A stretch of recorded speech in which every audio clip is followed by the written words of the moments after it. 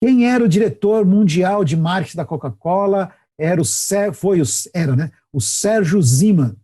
Sérgio Ziman foi um gênio do marketing. Ele tem um livro que é meu livro de cabeceira. Depois eu passo o nome para vocês. O marketing não é mais o mesmo. Ele está até aqui. Depois eu pego ele para mostrar para vocês. Estou olhando para cima porque a minha biblioteca fica aqui em cima. O fim do marketing como nós conhecemos. Esse é o livro do Sérgio Ziman. O fim do marketing como nós conhecemos. Ele era um gênio do marketing. E ele não podia cometer um erro assim tão absurdo. Né? Mas, enfim, a alegação da Coca-Cola foi que eles fizeram isso para cutucar os consumidores, para que os consumidores pegassem a marca como se fosse deles próprio e fossem atrás exigindo a volta da Coca-Cola. Bom, eu não sei. Mas, enfim, qual foi os grandes erros da Coca-Cola? De novo, o comportamento do consumidor. E, de novo, vocês vão ver como o neuromarketing explica isso para nós. O erro da Coca-Cola foi, primeiro, o líder jamais copia o segundo colocado. Líder lidera. Líder constrói tendência. Líder pensa o mercado para frente. Quando ele copia o segundo colocado, ele está admitindo que o segundo colocado é bom. Imaginem como é que ficou ali o quartel-general da Pepsi quando eles souberam que a Coca-Cola estava imitando eles. Imagina, foi uma festa, né? Virou carnaval. Então, o líder, ele nunca segue o segundo colocado. Ele cria tendência, ele guia o mercado para ser guiado. Outro erro da Coca-Cola foi literalmente tirar a sua vaca leiteira. A ideia, o lógico seria, eu tenho a Coca-Cola tradicional aqui de mercado, eu tenho a Pepsi. A Pepsi se gladiando contra a Coca-Cola tradicional. O que ele deveria fazer? Lança a New Coke para atacar a Pepsi, e aí a Pepsi tinha que se defender da New Coke e não teria força para atacar a Coca tradicional. Jogo de xadrez, puro. Outro erro foi o seguinte, o comportamento do consumidor. Por que talvez as pesquisas tradicionais elas podem falhar e talvez por que o neuromarketing nos ajuda nisso. Talvez não, por que o neuromarketing nos ajuda nisso? O teste cego, ele consiste em quê? Consumo de pequenas quantidades de um ou outro produto. Em pequenas quantidades, o sabor adocicado da Pepsi é muito melhor. Ele é mais adocicado.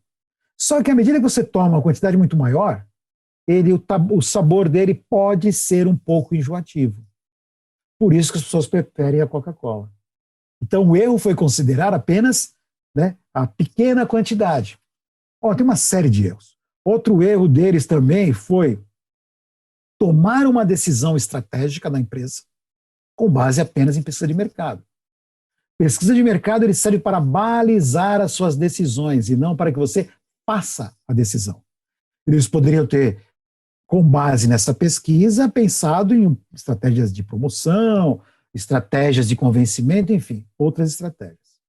Outra descoberta também, ou que nós poderíamos extrair por meio deste caso, é que o consumidor, primeiro, ele compra a marca, não compra o produto.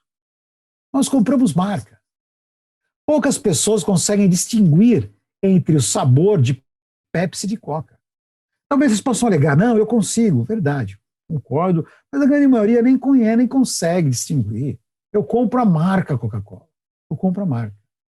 Enfim, tem outras interpretações que nos ajudam a compreender o erro da Coca-Cola.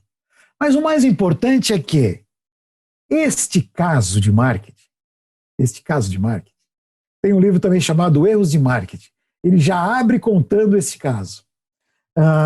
Este caso de marketing, ele é tão comum, é tão comentado e é tão replicado que, em 2001, refizeram, numa universidade na Inglaterra, eles refizeram um experimento.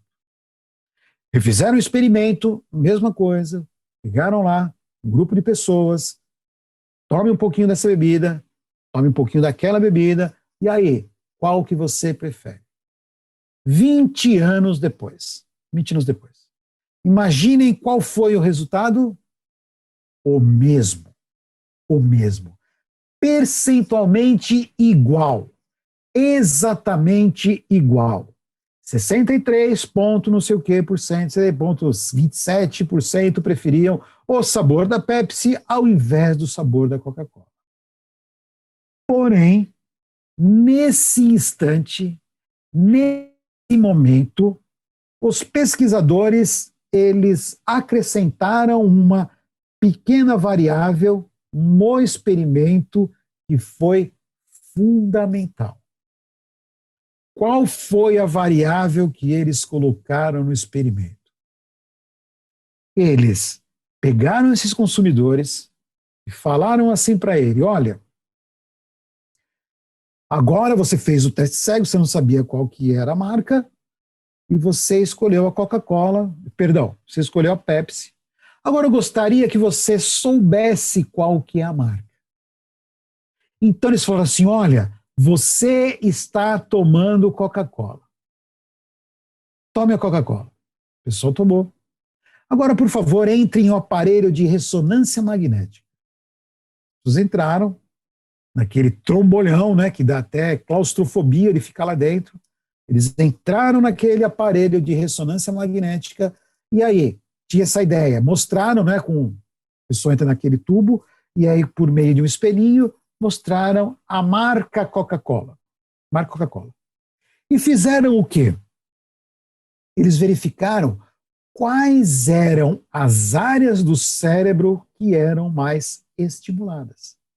Né? Porque o aparelho de ressonância magnética ele vai fatiando, né? As imagens são feitas em termos de fatiada, como se fossem certas fatias por meio do seu corpo humano, e toda vez que eu recebo um estímulo, algumas áreas do meu cérebro elas são acessadas, elas têm uma modificação química para que, por meio desta modificação química, eu tenha um movimento físico. Por isso que eu falei que esse processo é o mesmo e talvez não tenhamos mudado muito desde nossos ancestrais. Mas, enfim, é isso que ele mede. Então, o que eles fizeram? Então, lembre-se, eu recebo um estímulo por meio do ambiente, por meio dos meus 5 sentidos, visão, audição, tato, paladar e olfato, recebo os estímulos, processo esses estímulos em bases químicas, os neurônios, né? Por parte elétrica, a conexão entre os neurônios, e aí eu tenho uma resposta física. Então, quando essa pessoa ela recebia um estímulo por meio da sua visão, do símbolo da Coca-Cola, eles repararam o quê? Que determinadas áreas do cérebro elas eram mais estimuladas. Elas recebiam mais oxigenação. Oxigenação para o quê? Para estimular e ter uma determinada decisão. Aí eles pegaram e tiraram uma foto, uma radiografia, e não é essa radiografia aqui, né? Essa daqui é de um outro experimento que teve em neurociência, do qual Phoebes, enfim, foi uma pessoa que teve o olho perfurado e o cérebro perfurado, então ele perdeu uma parte do cérebro, a parte do cérebro voltada à razão, e ele conseguiu ter uma vida normal com base na emoção. Mas, enfim, isso não vem ao caso, só para justificar essa figura. Desculpem de vez em quando dessas saídas, né, do assunto, é que as ideias elas vêm e eu acabo, né, falando. Mas no final eu procuro fazer um resumo para concatenar as ideias. Então, eles tiraram essa radiografia e repararam o seguinte: quando a pessoa, o voluntário, ele recebia o estímulo visual da Coca-Cola,